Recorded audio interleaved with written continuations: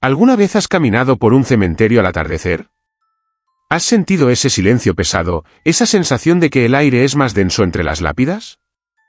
Los cementerios son lugares de descanso final, fronteras entre nuestro mundo y lo que sea que venga después. Pero a veces, esa frontera se vuelve borrosa. A veces, el silencio se rompe. Lo que estás a punto de escuchar no son leyendas inventadas. Son los susurros de testigos, los ecos de lo imposible que han ocurrido en camposantos reales. Historias que desafían la lógica y que han helado la sangre de quienes las vivieron. Prepárate. Apaga las luces si te atreves. Porque estas son 10 historias reales de terror ocurridas en cementerios. Historia 1. El humo que salía de una tumba sellada en Murcia, España. El cementerio de Nuestro Señor de Murcia no es un lugar que invite a la vigilia. Es antiguo, con cipreses que parecen arañar el cielo y un silencio que pesa más que las lápidas de mármol. Benito lo conocía mejor que nadie. Llevaba 40 años siendo el sepulturero y guardián, y creía haberlo visto todo, el dolor de las familias, las noches de tormenta que hacían crujir las cruces de hierro y alguna que otra sombra que su mente atribuía al cansancio. Pero nada lo había preparado para lo que comenzó a suceder en el invierno de 1983. Era la madrugada, esa hora gris y fría entre las 4 y las 5, cuando la noche aún no se ha rendido pero el día no se atreve a nacer. Benito hacía su ronda habitual, con el aliento convirtiéndose en vapor frente a su rostro. Fue entonces cuando lo vio. En la sección más antigua del cementerio, donde yacían las familias nobles de siglos pasados, una columna de humo se elevaba hacia el cielo. No era una neblina común. Era densa, de un blanco lechoso, y ascendía con una pereza antinatural. La curiosidad, más fuerte que el miedo inicial, lo hizo acercarse. El humo provenía de una tumba en particular, el panteón de la familia Valcárcel, una estructura de mármol negro sellada con plomo y cemento hacía más de 70 años. El último ocupante había sido enterrado en 1912. Benito se detuvo a unos metros. Lo primero que notó fue la absoluta falta de olor. No olía a madera quemada, ni a hojas húmedas, ni a azufre. No olía a nada. Era un humo estéril, vacío. Se acercó más, extendiendo una mano temblorosa. El humo no estaba caliente, al contrario, el aire a su alrededor parecía varios grados más frío que el resto del cementerio. Agachándose, examinó el sello de la tumba. Estaba intacto. El mármol estaba frío y cubierto de escarcha. No había grietas, ni fisuras, ni señales de fuego. Sin embargo, el humo brotaba directamente de la junta entre la lápida superior y la estructura, como si el granito mismo estuviera exhalando. Benito pasó la mano a través de la columna de vapor. No se disipó como el humo normal. Sintió como si hubiera metido la mano en agua helada y densa, una resistencia viscosa que le erizó la piel. La retiró de golpe. Corrió a buscar al párroco, don Anselmo. El sacerdote, un hombre pragmático, llegó refunfuñando, seguro de que se trataba de una tubería de vapor rota o de una broma de mal gusto. Pero cuando vio el fenómeno, su rostro palideció. Observaron juntos cómo el humo ascendía, constante, durante casi una hora. Y entonces, en el instante preciso en que el primer rayo de sol tocó la cruz de la capilla, el humo se detuvo. No se desvaneció, simplemente cesó, como si alguien hubiera cerrado un grifo. El verdadero terror comenzó cuando se dieron cuenta de que no era un hecho aislado. Sucedió a la mañana siguiente. Y a la siguiente. Todas las madrugadas, puntualmente a las 4:30, el humo comenzaba a brotar de la tumba sellada. Trajeron expertos. Un arquitecto revisó la estructura, estaba perfectamente sellada. Un químico tomó muestras del aire, no encontró partículas de combustión, solo una alta concentración de humedad y algo que no pudo identificar, un compuesto orgánico volátil que no correspondía a la descomposición humana normal. Don Anselmo decidió realizar un exorcismo sobre la tumba. Una madrugada, con el humo arremolinándose a sus pies, comenzó a recitar las letanías en latín. Benito, sosteniendo el hisopo, observaba con el corazón en un puño. Cuando el sacerdote roció el agua bendita sobre el mármol del que emanaba el humo, no hubo un siseo de fuego. Hubo algo peor. El humo pareció retroceder, como si sintiera dolor, y por un instante, se tornó de un gris oscuro, casi negro. Un sonido bajo, un gemido gutural, pareció vibrar desde las profundidades de la piedra. Don Anselmo dio un paso atrás, tropezando.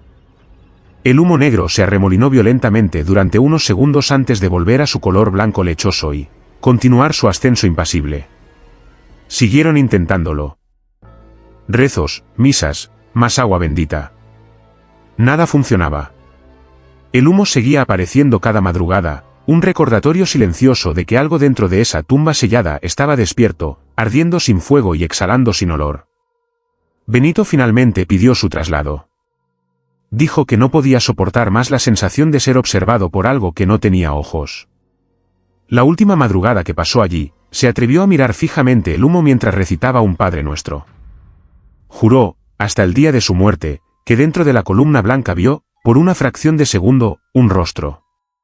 Un rostro de mujer, con la boca abierta en un grito eterno y silencioso, formado enteramente por aquel vapor helado. La tumba sigue allí, en Murcia. Y hay noches en que los nuevos guardianes prefieren no hacer la ronda por la sección antigua, esperando a que el sol desinfecte el aire del cementerio. ¿Qué crees que ardía dentro de esa tumba? Si esta historia te ha inquietado, demuestra tu apoyo con un like, y suscríbete al canal para no perderte las siguientes. Continuamos. Historia 2. Las campanillas que sonaron dentro de un ataúd en Oaxaca, México. El Panteón de Santa Cruz Jojocotlán, en Oaxaca, es famoso por su celebración del Día de Muertos. Pero esta historia no ocurrió durante la fiesta, sino en un día gris y bochornoso de julio, marcado por la tragedia más antinatural, el entierro de una niña. Se llamaba Luz, y tenía solo 6 años.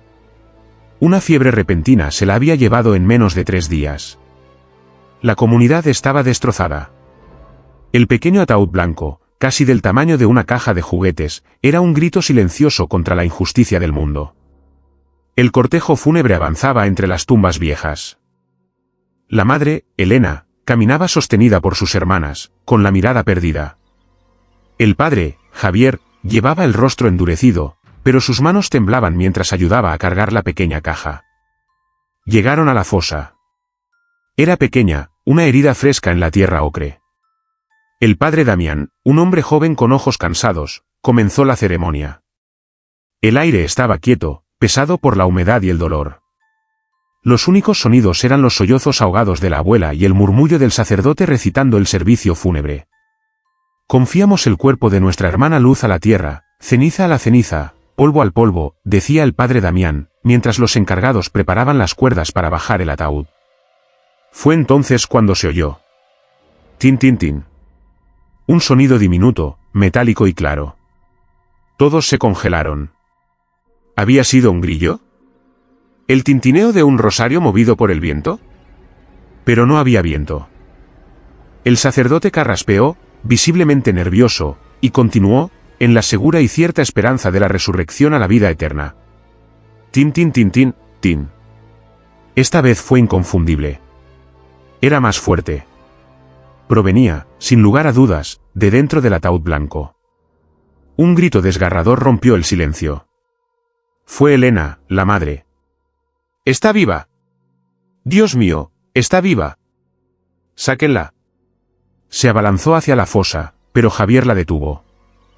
Él también había escuchado, pero su rostro mostraba una mezcla de terror y confusión. Miró al médico del pueblo, que estaba presente. El médico negó con la cabeza, pálido. Javier, yo mismo firmé el acta. No tenía pulso. Estaba fría. El sonido, gritó Elena, luchando contra su esposo. ¡Es su campanilla! La abuela comenzó a explicar, entre sollozos, a la multitud horrorizada. Luz tenía una pequeña campanilla de plata, un juguete que adoraba. Nunca dormía sin ella. Insistieron en enterrarla con la niña, colocándola en su mano derecha antes de cerrar el ataúd. Tin tin, tin, tin tin tin. El sonido no era frenético. No era el golpe desesperado de alguien pidiendo salir. Era un tintineo rítmico, casi juguetón. Como el de una niña meciendo su mano distraídamente. El padre Damián levantó las manos, pidiendo calma, aunque su voz temblaba. Hermanos, esto puede ser el asentamiento del cuerpo, gases. Los gases no tocan campanillas, Padre, gritó uno de los sepultureros, soltando su cuerda y retrocediendo. El pánico comenzó a cundir.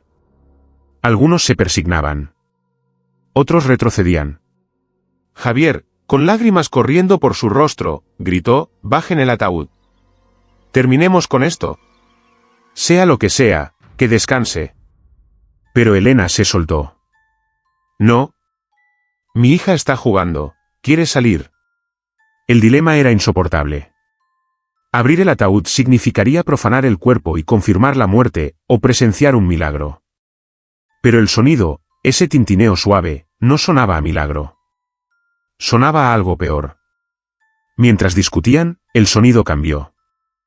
El tintineo rítmico se detuvo. Hubo un segundo de silencio absoluto. Y luego, un golpe seco sonó desde adentro. ¡Bam! Todos saltaron hacia atrás. El ataúd blanco se sacudió visiblemente sobre las cuerdas. ¡Bam! ¡Bam! Ya no era una campanilla. Eran golpes. Fuertes. Como si un puño pequeño golpeara la tapa de madera desde adentro. Pero seguían siendo rítmicos, casi metódicos.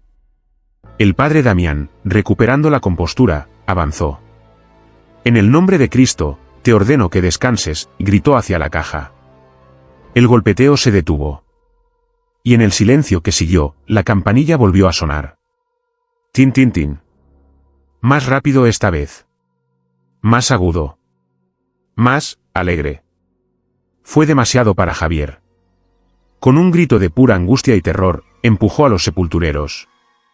Ahora. Váyenlo. Sellen la tumba. Los hombres, aterrados, obedecieron. Soltaron las cuerdas y el ataúd cayó con un golpe sordo al fondo de la fosa. El sonido de la campanilla se intensificó, frenético, furioso, mientras las primeras paladas de tierra comenzaban a caer sobre la madera blanca. TIN. Elena cayó de rodillas, gritando. El sonido se fue apagando a medida que la tierra cubría la caja. Primero se oyó amortiguado, luego distante, hasta que solo quedó el sonido rítmico de las palas golpeando la tierra ocre. Cuando la tumba estuvo sellada, el padre Damián terminó la oración con la voz rota. Nadie dijo una palabra. La multitud se dispersó en silencio, dejando a la familia sola. Nunca se supo qué causó el sonido. Pero los cuidadores del panteón de Jojocotlán dicen que, en los aniversarios de la muerte de Luz, si te acercas a su pequeña tumba y aguantas la respiración, a veces puedes escuchar, muy débilmente, proveniente de las profundidades de la tierra, un suave tin-tin-tin. ¿Te atreverías a acercarte a esa tumba? El horror de lo inexplicable es el peor de todos. No olvides suscribirte al canal y dejar tu like, si esta historia te puso la piel de gallina. Historia 3. La procesión invisible en Texas, Estados Unidos.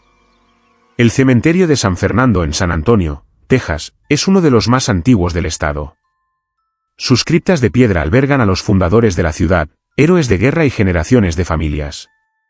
El padre Michael conocía bien su historia, era el capellán residente y vivía en la pequeña casa parroquial adjunta a la capilla del cementerio. Era una noche de noviembre, fresca y clara. El padre Michael había estado trabajando hasta tarde en su estudio, preparando el sermón del domingo. Eran casi las 2 de la madrugada. El cementerio estaba cerrado al público, sumido en la quietud absoluta. Estaba a punto de apagar la luz cuando un sonido le hizo detenerse. Eran pasos. No eran los pasos de un intruso solitario. Eran múltiples pasos, arrastrándose sobre la grava de los senderos. Crunch, crunch, crunch. Decenas de ellos. Y se movían al unísono, como en una marcha lenta. El padre Michael apagó la lámpara de su escritorio, sumiendo la habitación en la oscuridad. Se asomó por la ventana, que daba directamente al sendero principal del cementerio. No vio nada. La luna llena bañaba las lápidas con una luz pálida, y no había ni una sola persona a la vista. Pero los pasos continuaban. Crunch, crunch, crunch. Se estaban acercando a la capilla. El corazón del sacerdote latía con fuerza. Cogió un crucifijo pesado de su escritorio. ¿Serían vándalos? ¿Un grupo jugando a la ouija? Entonces, comenzó el canto. Era un murmullo bajo al principio, pero creció en volumen. Eran voces, muchas voces, cantando en latín. Reconoció la melodía de inmediato, el Dies Irae, el himno del día de la ira, parte de la antigua misa de Requiem. Dies Irae, Dies Illa, solvet saeclum in favilla. Las voces no eran claras, sonaban distorsionadas, como si vinieran de muy lejos y muy cerca al mismo tiempo. Eran voces de hombres y mujeres, desafinadas por el dolor. El padre Michael retrocedió de la ventana, tropezando con una silla. El sonido estaba ahora justo fuera de su puerta. Los pasos se detuvieron. El canto se hizo más fuerte, llenando la noche. Estaba paralizado por un terror que nunca había conocido. No era miedo a la gente, era miedo a lo que representaba. El aire en la habitación se volvió gélido. Podía ver su propio aliento. Los pasos sobre la grava se reanudaron. Pero esta vez, no se alejaron. Sonaron sobre el porche de piedra de la casa parroquial. Crunch y tap, crunch y tap. Y luego, silencio. El canto se detuvo abruptamente. El padre Michael contuvo la respiración. Esperó 1, 2, 3 minutos. Nada. Con un coraje que no sabía que poseía, se movió hacia la puerta principal. Su mano temblaba tanto que apenas podía girar el pomo. Abrió la puerta de golpe, sosteniendo el crucifijo en alto. En el nombre de Dios, ¿quién está ahí? El porche estaba vacío. El cementerio estaba inmóvil bajo la luna. No había huellas en la grava húmeda por el rocío. No había nadie. Pero el frío persistía. Y en el aire, flotaba un olor que no reconoció al principio, el olor a incienso de iglesia antiguo y a tierra removida. A la mañana siguiente, el padre Michael habló con el historiador local. Le contó lo que había oído. El historiador no se rió. Le contó al sacerdote sobre la epidemia de cólera de 1849. Durante esa epidemia, la gente moría tan rápido que no había tiempo para los servicios adecuados. Los cuerpos eran llevados al cementerio de San Fernando en carretas, a menudo en mitad de la noche. El sacerdote de la época, un inmigrante irlandés, estaba tan enfermo que no podía salir a recibirlos. Simplemente los enterraban en fosas comunes, sin la misa de Requiem, sin el Dies Irae. El padre Michael se dio cuenta de lo que había escuchado. No era una invasión. Era una solicitud. Esa noche, a las 2 de la madrugada, no esperó en su estudio. Salió a la capilla, encendió todas las velas y abrió las puertas de par en par al cementerio oscuro. Esperó. Y puntualmente, los escuchó. Los pasos sobre la grava, la procesión lenta, las voces tristes cantando el Dies Irae. El padre Michael no corrió. Se paró en la puerta de la capilla, levantó su estola y comenzó a cantar con ellos. Tuba mirum spargens sonum. Las voces invisibles parecieron ganar fuerza, como si se unieran a él. El aire frío lo envolvió. Sintió la presión de cuerpos inexistentes pasando a su lado, entrando en la capilla. Dio la misa de Requiem completa a una iglesia vacía y, sin embargo, completamente llena. Cuando dio la bendición final, Requiem aeternam dona eis, domine, sintió un cambio en la atmósfera. El frío opresivo se disipó. El olor a tierra desapareció. Cuando el primer rayo de sol tocó el campanario, el padre Michael estaba solo. Nunca más volvió a escuchar la procesión. Las almas de 1849 finalmente habían tenido su funeral. El sonido de lo invisible puede ser más aterrador que cualquier visión. Si esta historia te conmovió, apoya al canal. Suscríbete y dale like para más relatos desde la frontera de lo desconocido. Historia 4. La voz que pedía confesión desde un panteón en Sevilla, España. El cementerio de San Fernando, en Sevilla, es una ciudad de los muertos, con avenidas de mármol y mausoleos que parecen pequeñas catedrales. El padre Lorenzo era el confesor de la basílica cercana, un hombre anciano que pasaba sus tardes rezando el rosario mientras caminaba por los senderos del Camposanto, encontrando paz en el silencio.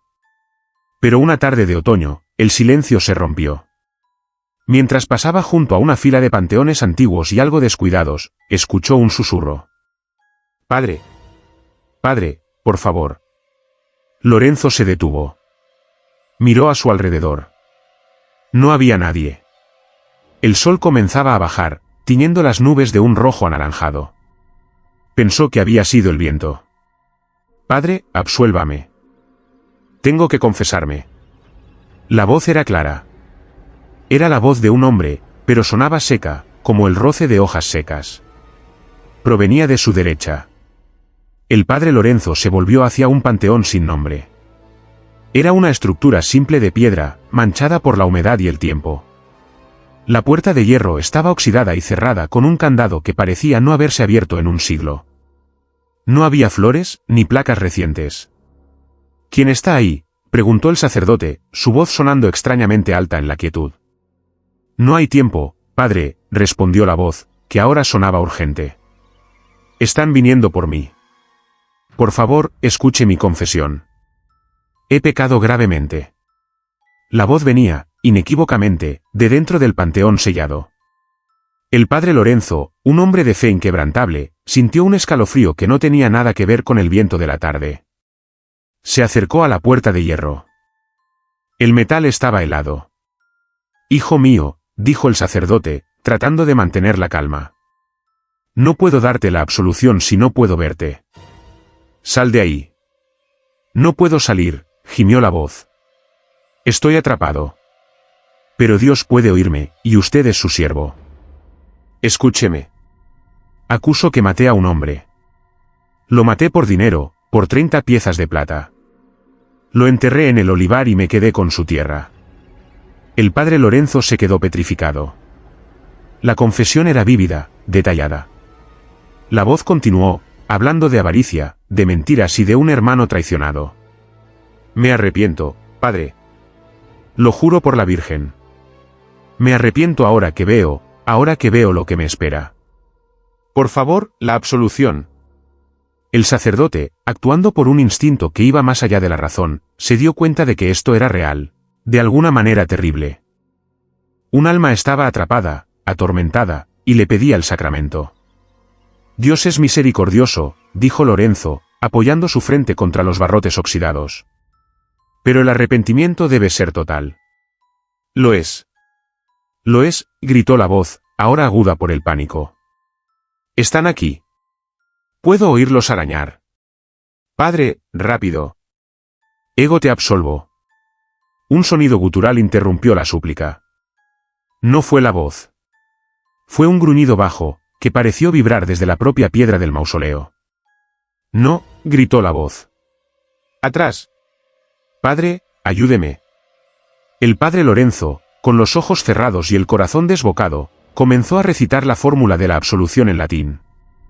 Ego te absolvo a peccatis tuis, in nomine Patris, et Filii, et Spiritus Sancti. Mientras pronunciaba las palabras, un viento violento azotó el callejón de tumbas, levantando hojas muertas en un remolino. La puerta de hierro del panteón comenzó a vibrar con tanta fuerza que el candado oxidado tintineaba frenéticamente. Más rápido, suplicaba la voz, ahora ahogada por los gruñidos y un sonido como de garras rascando piedra.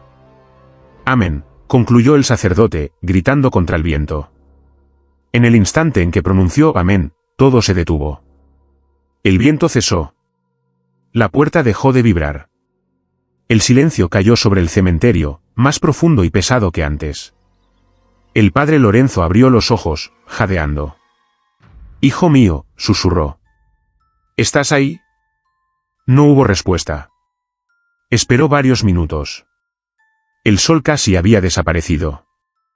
El único sonido era el de su propia respiración. ¿Estás en paz?, volvió a preguntar. Solo el silencio le respondió. La presencia, la voz atormentada, había desaparecido. Atemorizado pero sintiendo que había cumplido con su deber, el padre Lorenzo se dio media vuelta para marcharse. Pero algo le hizo detenerse. El candado. El pesado candado de hierro que había estado cerrado en la puerta. Estaba en el suelo. Roto en dos mitades limpias, como si hubiera sido partido por una fuerza inmensa. El padre Lorenzo no se atrevió a mirar dentro del panteón. No empujó la puerta. Simplemente se alejó, rezando el rosario más rápido de lo que jamás lo había hecho en su vida. Investigó los archivos de la iglesia. Décadas atrás, Encontraron los registros de un hombre rico de Sevilla que había muerto repentinamente en el siglo XIX. Su hermano, un campesino, había desaparecido por las mismas fechas. El hombre rico fue enterrado en un panteón sin nombre, ya que su familia, caída en desgracia, no pudo pagar una lápida. El sacerdote había absuelto a un fantasma, momentos antes de que algo más viniera a reclamarlo. Una confesión desde el más allá. ¿Qué crees que habría pasado si el padre Lorenzo no hubiera dado la absolución? Si te gustó esta historia, deja tu like y suscríbete para seguir explorando el terror. Historia 5. El retrato que lloró sangre en Puebla, México. El Panteón Municipal de Puebla es un lugar de contrastes. Junto a tumbas humildes se alzan capillas familiares ostentosas.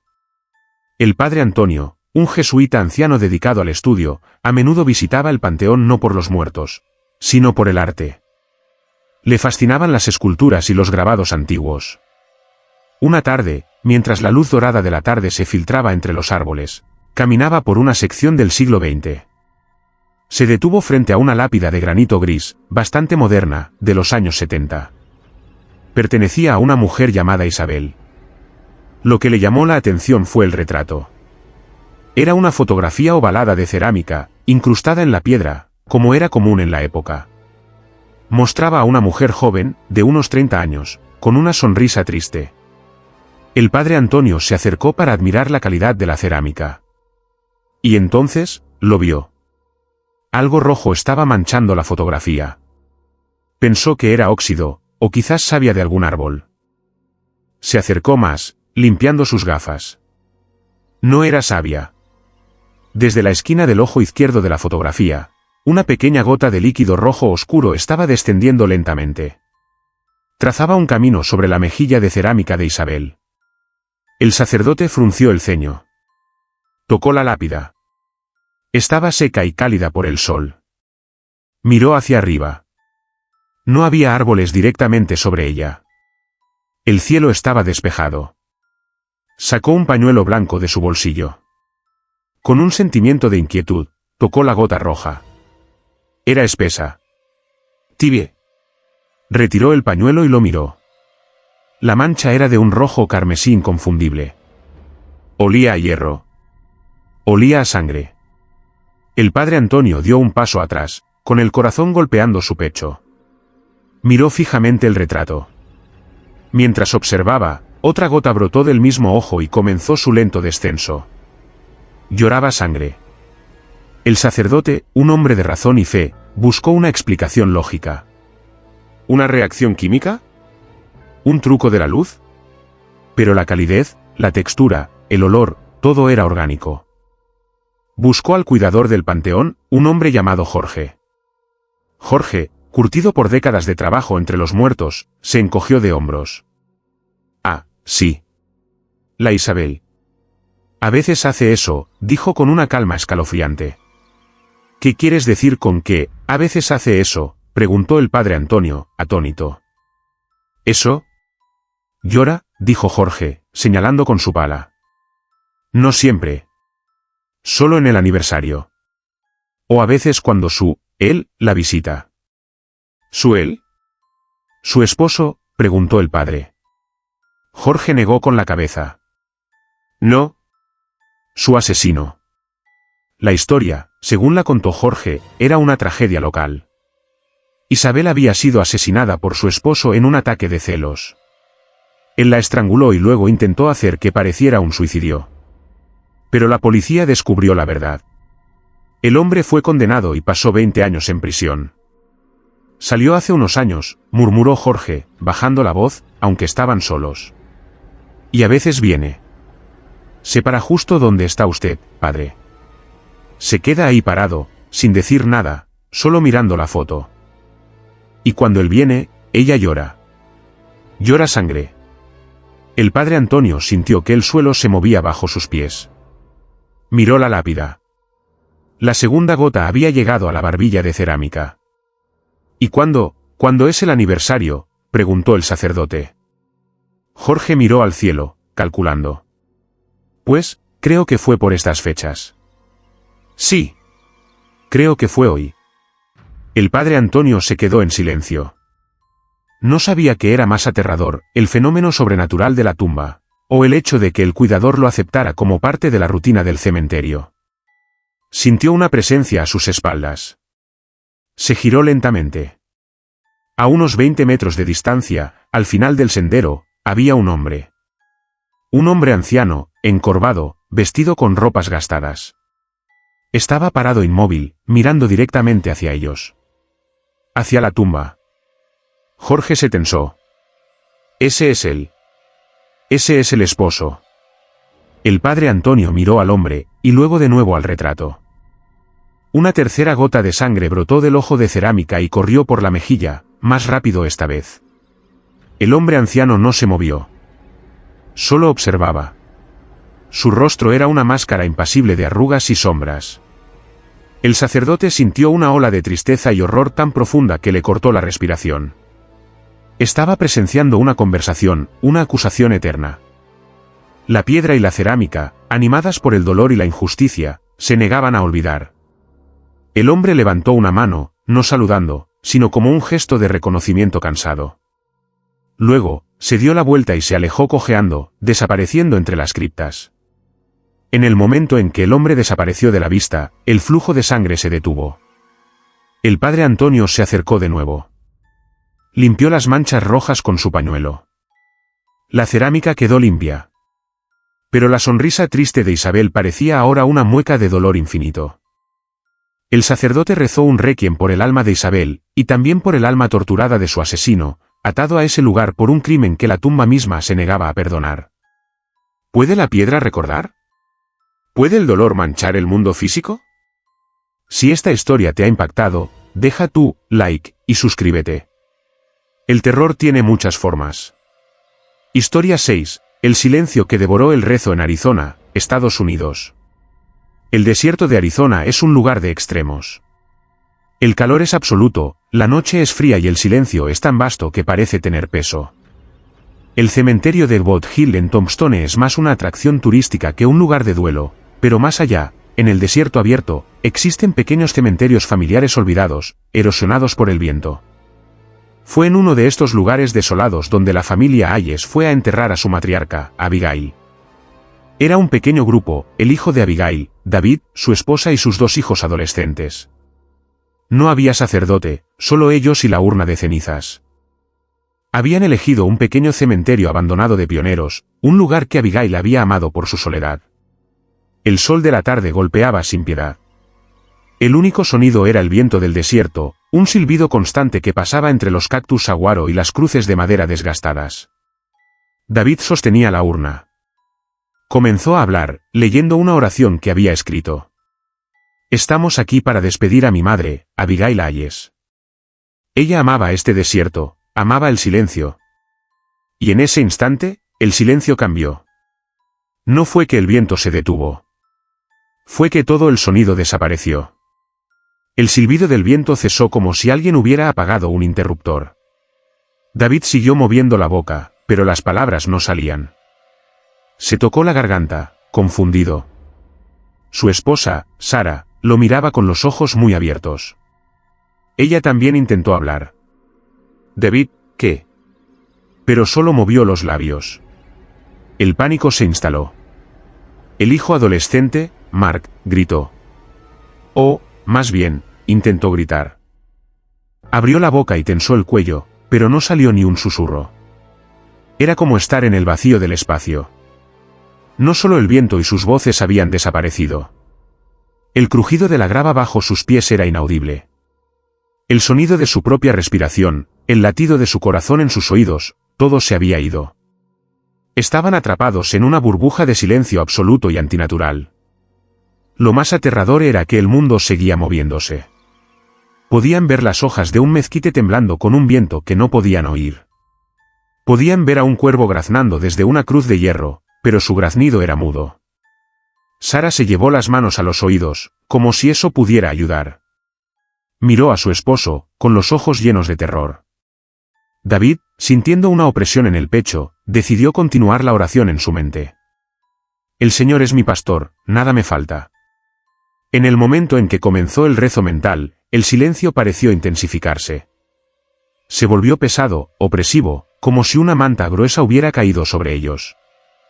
El aire se sentía espeso y difícil de respirar. El silencio ya no era solo la ausencia de sonido, era una presencia. Se sentía hambriento. Se sentía como si estuviera escuchando sus pensamientos. La hija, Emily, señaló temblando hacia una tumba sin nombre en el borde del pequeño cementerio. En el aire sobre la tumba, el calor no brillaba de la manera normal. Parecía distorsionarse, como si el silencio tuviera una forma física, un vacío oscuro que absorbía no solo el sonido, sino también la luz. David agarró la urna con fuerza. Sintió que lo que fuera que estaba allí, no quería que rezaran. No quería que recordaran a Abigail. Quería que el lugar permaneciera olvidado, en su silencio devorador. Rompiendo su parálisis, David caminó hacia la pequeña fosa que habían cavado. Sus pasos eran completamente mudos. Se sentía como un fantasma. Abrió la urna. El silencio era tan profundo que le dolían los oídos. «Te vas a ir al infierno», gritó mentalmente David, no a su madre, sino a la presencia que los oprimía. «Este es su lugar. La recordaremos». Mientras volcaba las cenizas en la tumba, el silencio contraatacó. La presión en sus oídos se volvió insoportable. Sintió que su cráneo iba a implosionar. Sara y sus hijos cayeron de rodillas, agarrándose la cabeza. David arrojó la urna vacía al suelo. No hizo ruido. Se volvió hacia su familia, extendió las manos y, moviendo los labios visiblemente, gritó las únicas palabras que importaban: «En el nombre de Jesucristo, amén». Como un cristal rompiéndose. El sonido regresó de golpe, con la fuerza de una explosión. El silbido del viento fue ensordecedor. El graznido del cuervo sonó como un disparo. Los gritos de su familia llenaron el aire. Todos jadearon, aspirando aire como si hubieran estado bajo el agua. El aire volvió a ser ligero. La presión había desaparecido. La distorsión sobre la tumba lejana se había esfumado. No dijeron nada más. No terminaron la ceremonia. David y Mark empujaron la tierra sobre la fosa, el sonido de las palas golpeando la tierra seca era el más reconfortante que jamás habían escuchado. Corrieron de regreso a su auto. El sonido del motor arrancando fue una bendición. Nunca volvieron a ese cementerio. El desierto de Arizona guarda muchos secretos, pero el más aterrador no es una criatura o un fantasma. Es un silencio vivo, un vacío que odia la oración y que, por unos momentos, intentó devorar el recuerdo de un alma. ¿Puedes imaginar un silencio tan absoluto que duele? Es el tipo de terror que ataca los sentidos. Si esta historia te atrapó, no olvides suscribirte y dejar tu like. El silencio espera. Historia 7, la sombra que no coincidía con ningún cuerpo en Galicia, España. Galicia es tierra de meigas, brujas, y de la Santa Compaña. Sus cementerios son lugares húmedos, cubiertos de musgo y envueltos en una niebla casi perpetua. El cementerio de San Amaro, en A Coruña, mira directamente al Océano Atlántico, un lugar de belleza melancólica. Fue allí donde Manuel, el vigilante nocturno, experimentó algo que desafió su cordura. Manuel estaba acostumbrado a los ruidos del cementerio, el viento que silbaba desde el mar, los crujidos de las ramas viejas, los gatos que se deslizaban entre las tumbas. Su trabajo era asegurarse de que ningún vándalo entrara. Una noche de luna llena, la niebla era escasa, y la luz plateada bañaba el camposanto, creando un juego de luces y sombras profundas detrás de cada cruz y cada estatua. Manuel hacía su ronda, linterna en mano, aunque apenas la necesitaba. Estaba en la sección más elevada, la que miraba al mar, cuando algo le pareció incorrecto. Vio una sombra. Era larga y delgada, proyectada sobre el sendero de piedra. Era la sombra de un hombre. El problema era que no había ningún hombre allí. Manuel se detuvo. Apagó la linterna. La luz de la luna era brillante. La sombra estaba claramente definida. Se extendía desde la base de una tumba de ángel, pero el ángel proyectaba su propia sombra en una dirección diferente. Esta nueva sombra era ajena. «¿Quién anda ahí?», gritó Manuel, su voz sonando hueca. La sombra no se movió. Pensando que era un bromista escondido detrás de la estatua, Manuel caminó hacia ella. Su propia sombra se alargó frente a él. Cuando estaba a unos 10 metros, la sombra del intruso se movió. No se movió como si la persona que la proyectaba se estuviera moviendo. La sombra misma se deslizó por el suelo. Se contrajo, como si se pusiera de pie, y luego se estiró, moviéndose rápidamente por el sendero. Manuel la siguió con el haz de su linterna. La sombra se movía independientemente de cualquier objeto. Se deslizó sobre una lápida plana, subió por un crucifijo de piedra y luego saltó a la pared de un mausoleo. Era rápida. Inhumanamente rápida. Y tenía una forma definida, un hombre alto y delgado. «Detente», gritó Manuel, más por reflejo que por valor. La sombra se detuvo en la pared blanca del mausoleo de la familia Quiroga. Se quedó allí, inmóvil, como un dibujo de carbón. Manuel se acercó con cautela. Iluminó la base del muro. No había nadie. Iluminó el techo. Vacío. Iluminó los alrededores.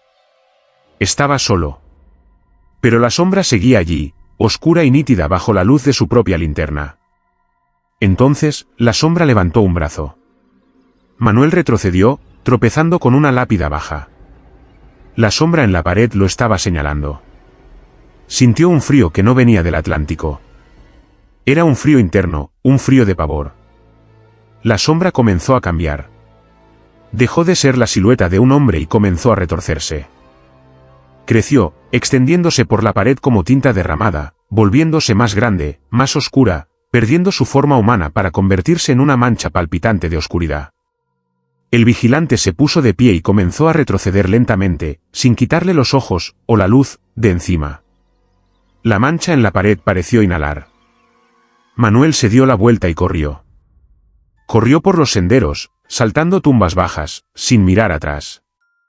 Solo cuando llegó a la seguridad de su pequeña caseta en la entrada, se atrevió a mirar. La pared del mausoleo Quiroga, a lo lejos, estaba limpia. La sombra había desaparecido. Manuel pasó el resto de la noche encerrado, con todas las luces encendidas, rezando para que amaneciera. Al día siguiente, revisó la pared del mausoleo. Estaba limpia, pero donde la sombra había estado, el mármol blanco tenía una mancha. No era oscura, era más pálida, como si la piedra hubiera sido limpiada de su pátina de tiempo, o como si la oscuridad hubiera absorbido el color. Manuel pidió el traslado al turno de día. Les dijo a sus superiores que la humedad de la noche le estaba afectando los huesos. Nunca les contó la verdad. Pero los que conocen las leyendas de Galicia saben que hay sombras que se desprenden de sus dueños. Sombras de almas en pena que vagan buscando un cuerpo que proyecte una sombra propia, o quizás, una luz que absorber. A veces, el terror no es lo que ves, sino la sombra que proyecta. ¿Te atreverías a hacer la ronda nocturna en San Amaro? Deja tu like si la historia te atrapó y suscríbete para más terror real. Historia 8. El ataúd que golpeaba desde dentro en Durango, México. En las zonas rurales de Durango, las tradiciones de entierro son profundas y respetadas. Cuando don Elías, el ranchero más viejo de la comarca, murió a los 98 años, todo el pueblo se reunió en el pequeño cementerio de la colina. Elías había sido un hombre duro, fuerte como un roble, y había muerto en su cama, de vejez. O eso creían. El ataúd era de madera de pino simple, hecho por sus hijos. El pozo estaba cavado. El padre Gabriel, un hombre mayor, amigo de Elías, estaba dando el responso final. La tarde era calurosa y polvorienta. El ataúd ya había sido bajado a la fosa. Los sepultureros, nietos del difunto, se preparaban para echar la primera palada de tierra. «Dale el descanso eterno, Señor», recitaba el padre. Toc, toc. Un sonido suave, ahogado. Los nietos se detuvieron, con las palas en el aire. Miraron al padre Gabriel. El padre frunció el ceño. Toc, toc, toc. Era inconfundible. Venía de la caja de pino en el fondo de la fosa. Un murmullo de horror recorrió a la pequeña multitud. La viuda de Elías, una mujer casi tan anciana como él, se llevó un pañuelo a la boca. «Sáquenlo», gritó uno de los hijos. «El abuelo está vivo». «¡Está vivo!». Los nietos saltaron a la fosa, luchando con las cuerdas para tratar de izar la pesada caja. El pánico se apoderó de ellos. ¿Lo habían enterrado vivo?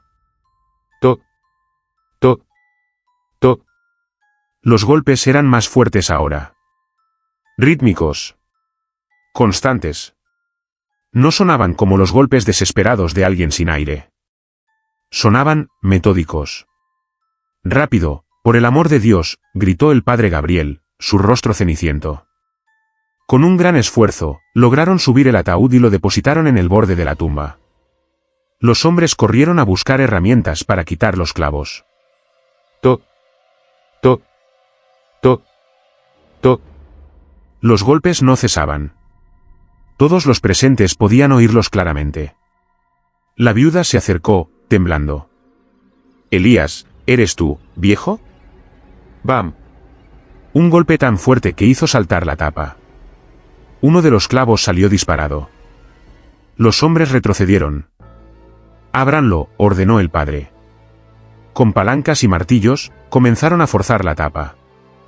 Los golpes desde adentro continuaban, siguiendo el ritmo de los martillazos de afuera, como si estuviera ayudando. Finalmente, los clavos cedieron. El hijo mayor tomó aire y levantó la tapa de madera.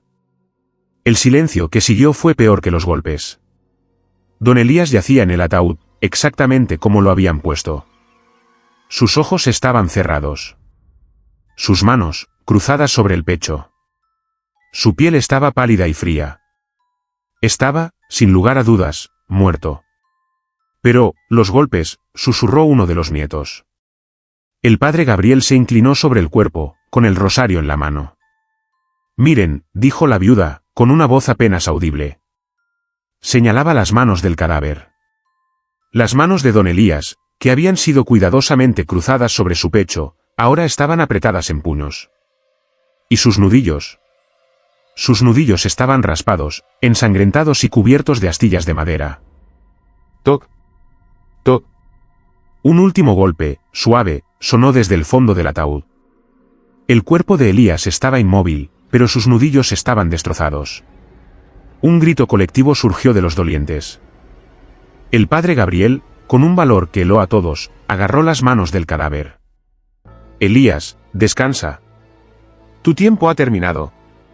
Vete en paz. El cuerpo pareció relajarse. Los puños cerrados se aflojaron. El sacerdote miró a los hijos. Clávenlo. Rápido. Y recen. Esta vez, no hubo vacilación. Volvieron a poner la tapa. El sonido de los clavos siendo martillados de nuevo en la madera fue frenético. Enterraron el ataúd, echando tierra tan rápido como podían. El padre Gabriel recitó el Padre Nuestro en voz alta, una y otra vez, hasta que la tumba estuvo completamente cubierta. Nadie supo qué pasó. Algunos dijeron que fue un rigor mortis tardío y violento. Otros dijeron que fue el demonio, tratando de retener el alma de un hombre terco. Pero los nietos, que estuvieron más cerca, juraron que cuando levantaron la tapa, por un segundo, los ojos cerrados de don Elías se habían abierto. Y estaban fijos, no en el cielo, sino en la tapa de madera que acababan de abrir, como si se hubiera despertado, solo para descubrir que era demasiado tarde. ¿Qué es peor, ser enterrado vivo o despertar después de morir? El terror a la tumba es el más antiguo. Si te gustó esta historia, no olvides dejar tu like y suscribirte. Historia 9, el hombre que pedía agua en Mississippi, Estados Unidos. El cementerio de Friendship, en Columbus, Mississippi, es conocido por sus estatuas de ángeles de la era de la Guerra Civil. Es un lugar hermoso, pero con una historia oscura. Durante décadas, los cuidadores y visitantes han reportado un fenómeno escalofriante. Todo comenzó con un cuidador llamado Thomas, en la década de 1950. Thomas estaba cerrando las puertas al atardecer. Era verano, y el aire estaba denso y húmedo, cargado con el sonido de las cigarras. Estaba recogiendo unas herramientas cerca de la sección más antigua, la que contenía soldados confederados no identificados. «Tengo sed». Thomas se congeló. La voz era áspera, un susurro gutural. Miró a su alrededor. Estaba solo. Las puertas principales estaban a 100 metros. «Por favor, un poco de agua. Tengo tanta sed». La voz venía del suelo. Thomas miró hacia abajo. Estaba parado junto a una fila de lápidas simples y desgastadas. ¿Quién está ahí?, preguntó Thomas, aunque temía la respuesta. Agua, gimió la voz. Solo una gota. Me quemo. Thomas retrocedió, dejando caer su rastrillo.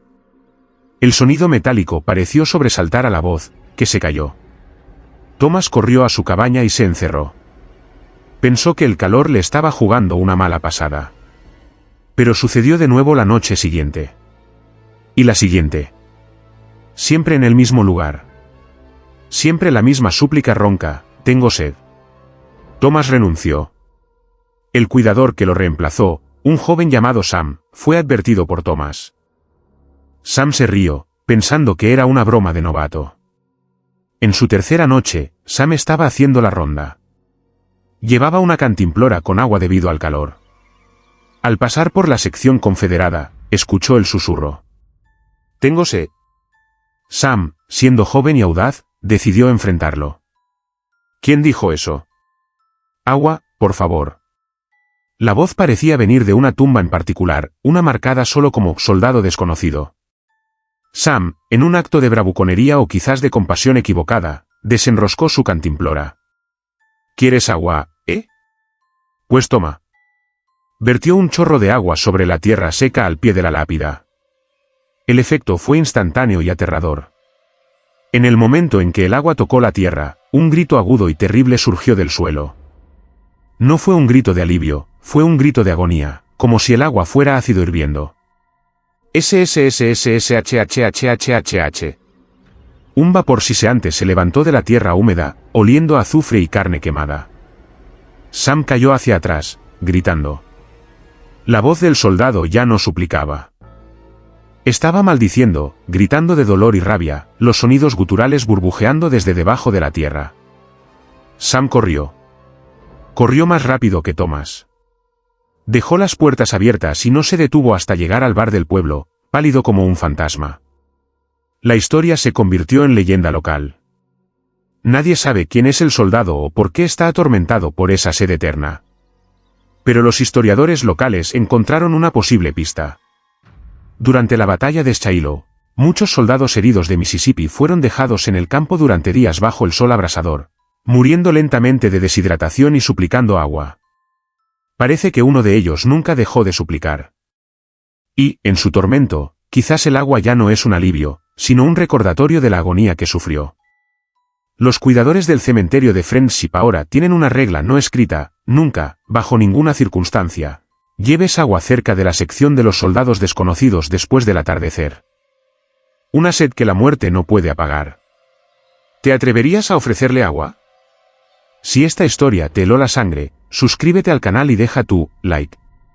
El infierno puede estar más cerca de lo que pensamos.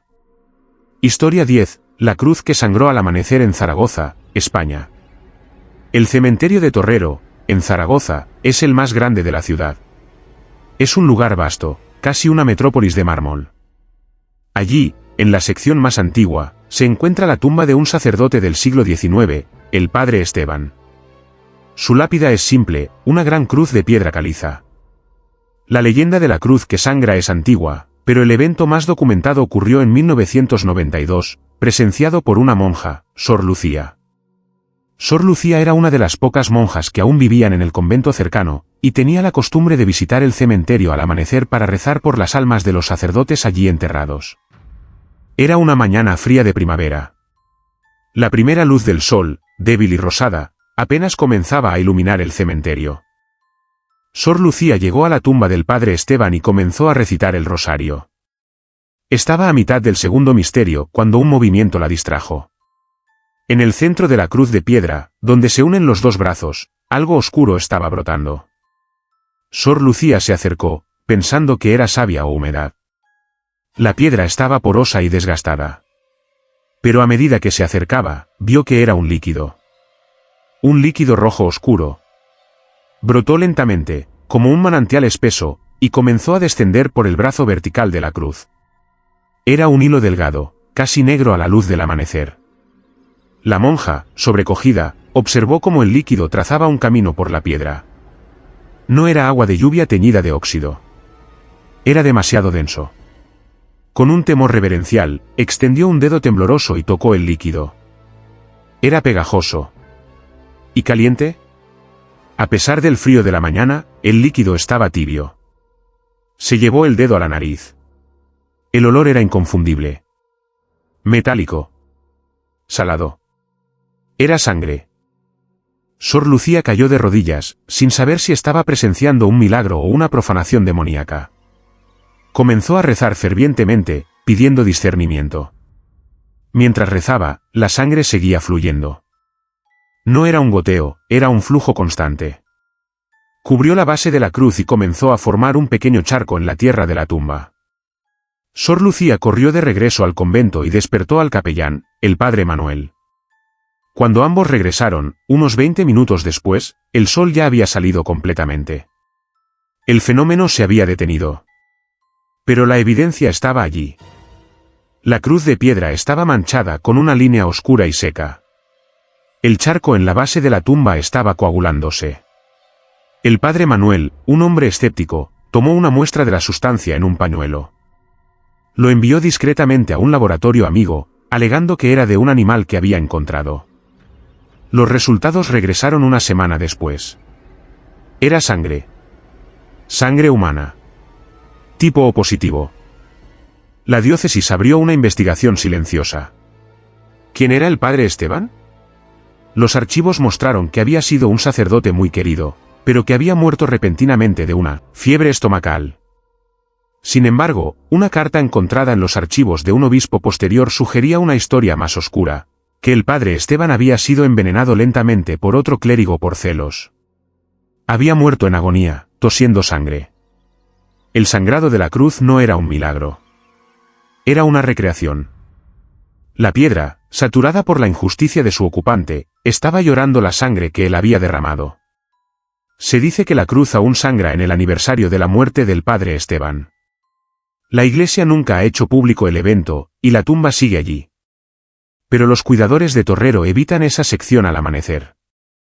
No quieren ver la piedra reviviendo un asesinato de hace más de un siglo. La piedra guarda la memoria y, a veces, la sangre clama desde la tumba. Hemos llegado al final de nuestras historias por hoy. Si el terror que has escuchado te ha mantenido alerta, suscríbete al canal, deja tu like y activa la campanilla. Porque hay muchas más historias esperando ser contadas desde la oscuridad.